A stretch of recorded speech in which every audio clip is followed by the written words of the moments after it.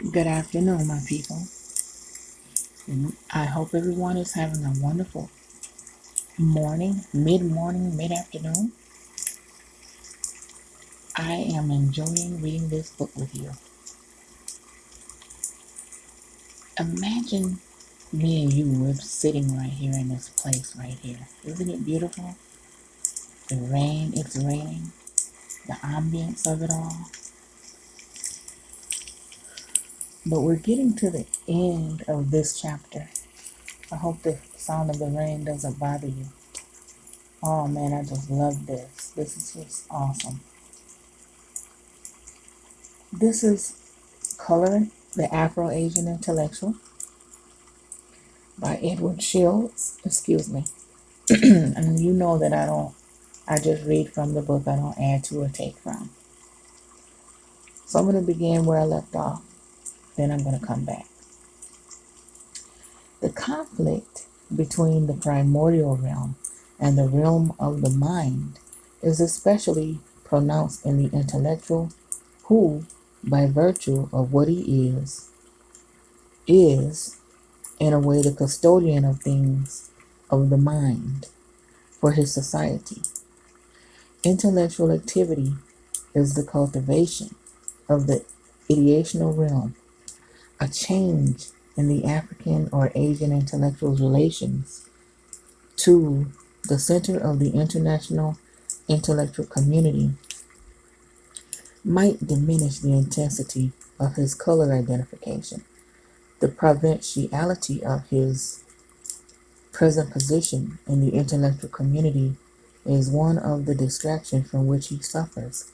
This is only aggravated by the structural handicaps, both institutional and social, of his own country and the world. When many more African and Asian intellectuals become productive and creative in the natural and social sciences, in humanistic scholarship, and in literature, their position will begin to change, and so will their self-identification by color. As individuals in the universities and towns of Africa and Asia begin to produce works that commend themselves to the intellectual appreciation of their colleagues at the centers in other parts of the world, and as they begin to produce some of their own succession, they will emerge from provinciality to centrality. This has already happened in certain fields and in certain places. For example, in statistics and economic theory in Calcutta and Delhi. Once these achievements begin to take deeper root by reproducing themselves and expanding their influence within India, the diminution of Indian intellectual peripherality will be underway. Similar processes are readily imaginable for other parts of Asia and Africa. They are not likely to occur in a very short time, but as they do, the strain of an inferior position in the international intellectual community will be reduced. A sense of genuine equality will then join to the sense of shared standards and awareness of shared accomplishment.